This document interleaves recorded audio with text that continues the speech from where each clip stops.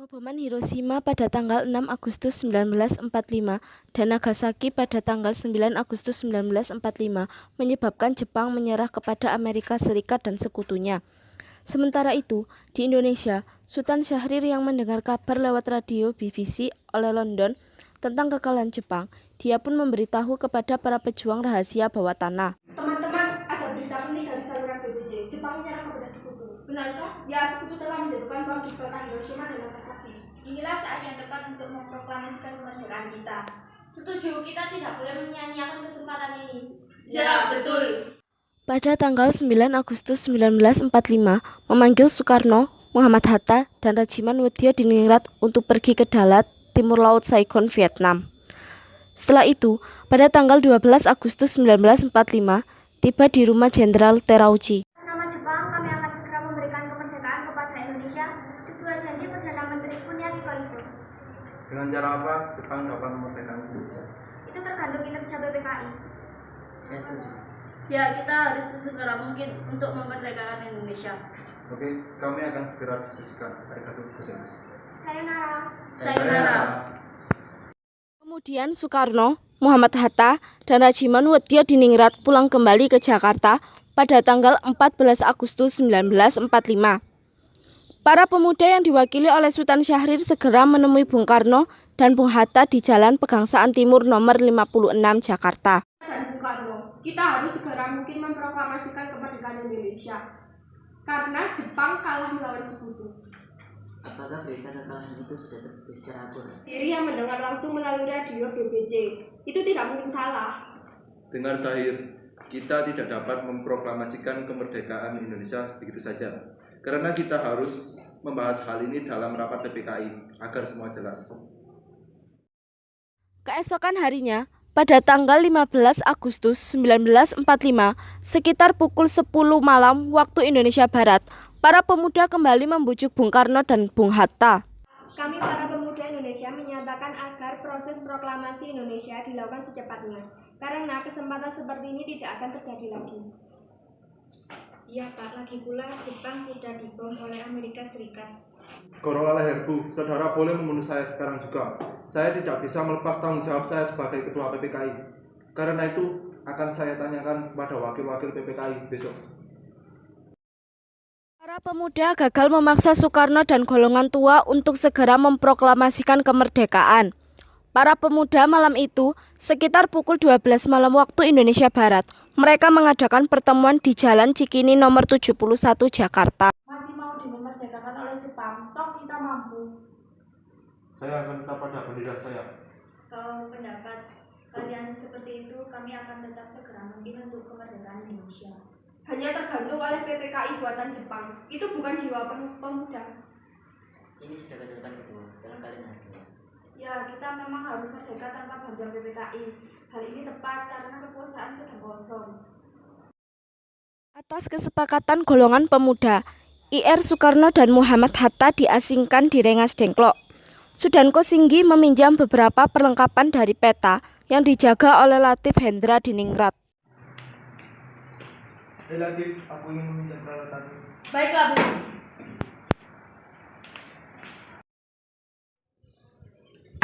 Assalamualaikum.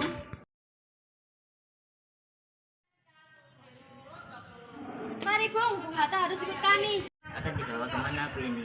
Sedangkan mengapa aku harus pergi? Wah, ini sudah menjadi keputusan para pemuda. Selain itu, kita akan menyerbu kota. Ayolah Bung, waktumu hampir habis. Baiklah. Rombongan pemuda juga menculik Soekarno. Soekarno bersedia ikut dengan rombongan pemuda ke Rengas Dengklok jika anak dan istrinya diajak pula. Harus ikut kami ke Rengas Dengklok. Untuk apa aku kalian? Ini sudah menjadi keputusan para pemuda, Bung. Kami akan membawa Anda dan Bung Hatta ke Rengas Dengklok. Bu, pemuda-pemuda ini akan membawaku ke Rengas Dengklok. Untuk apa, Pak? Untuk menjauhkan Bung Karno dan Bung Hatta dari pengaruh Jepang, Bu. Lalu bagaimana denganku dan Guntur? Apakah kalian akan meninggalkanku? Benar, aku tidak mau berpisah dengan anak dan istriku. Jika kalian membawaku, kalian harus membawa mereka juga. Baiklah, Bung, kami akan membawa Anda dan anak istri Anda, tetapi kita harus pergi sekarang juga. Baiklah.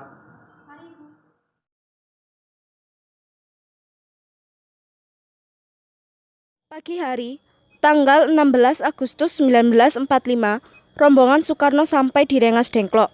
Mereka diterima oleh Sudanko, Subeno, dan Afan, yang ditempatkan di rumah Kisong yang simpati pada perjuangan bangsa Indonesia. Baik Bu, serahkan kepada kami. Ya betul, demi kemerdekaan Indonesia kami akan lakukan apapun. Melihat tanda-tanda bahwa Soekarno bersedia memproklamasikan kemerdekaan Indonesia, sekitar pukul 10 waktu Indonesia Barat, bendera merah putih dikibarkan di halaman Kawedanan Rengas Dengklok. Sementara itu, di Jakarta, para anggota PPKI yang diundang rapat pada tanggal 16 Agustus memenuhi undangannya dan berkumpul di Gedung Pejambon II. Akan tetapi Soekarno-Hatta tidak ada. Saudara tahu keberadaan Bung Karno dan Bung Hatta? Maaf, saya tidak tahu, Bu. Katakanlah di mana mereka sekarang. Dan aku akan menjamin keselamatan mereka ketika kembali ke Jakarta. Akankah Anda bersumpah untuk itu? Kau bisa percaya padaku, Nak. Aku akan menjamin keselamatan mereka. Lah, kami akan menemukan tempatnya di Rengas Dengklok. Silakan Anda ikut Cucu Kunto untuk bertemu dengan Soekarno-Hatta. Hei, Nak, tolong antarkan kami ke Rengas Dengklok. Baiklah.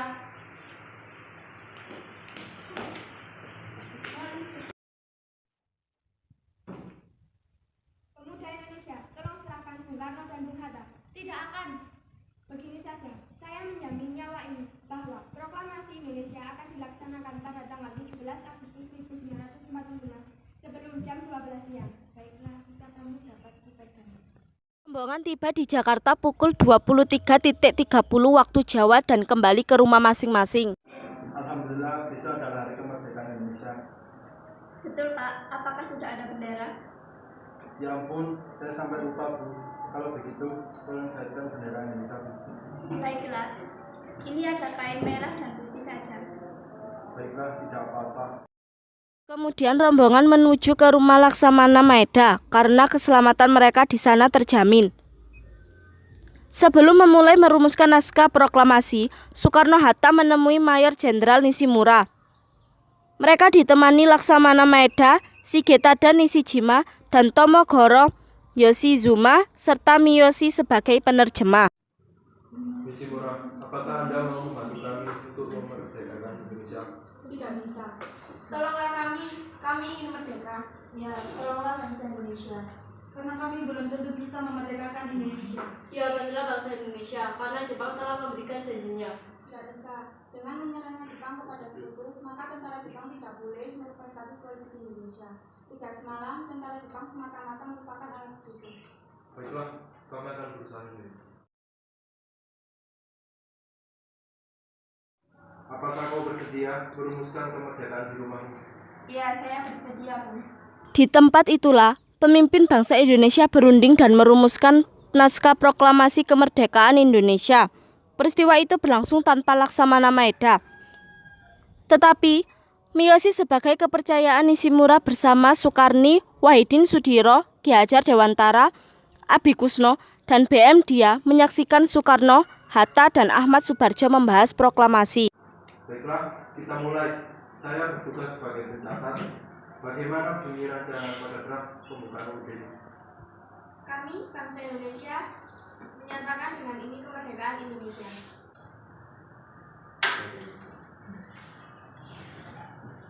Saya mempunyai usulan pada paragraf 2, yaitu hal-hal yang mengenai pemindahan kekuasaan dan lain-lain diselenggarakan dengan cara seksama dan dalam tempo yang singkat-singkatnya.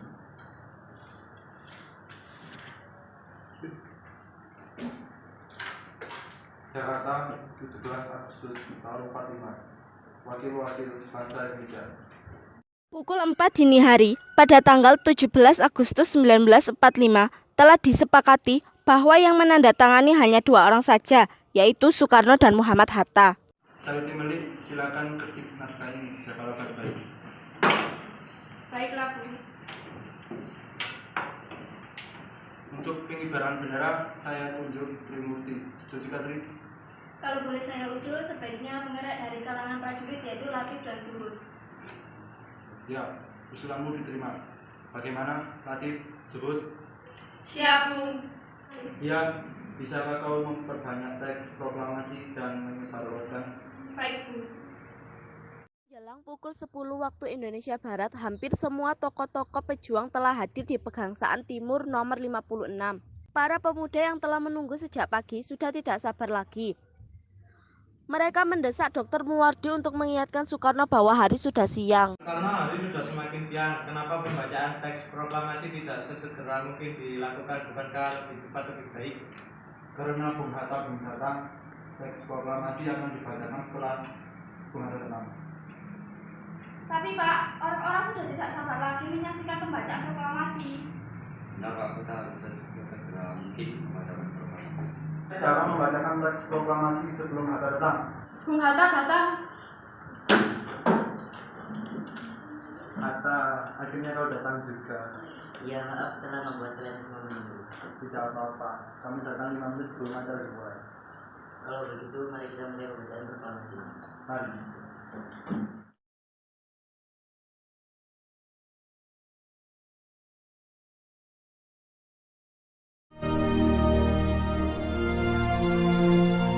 Proklamasi.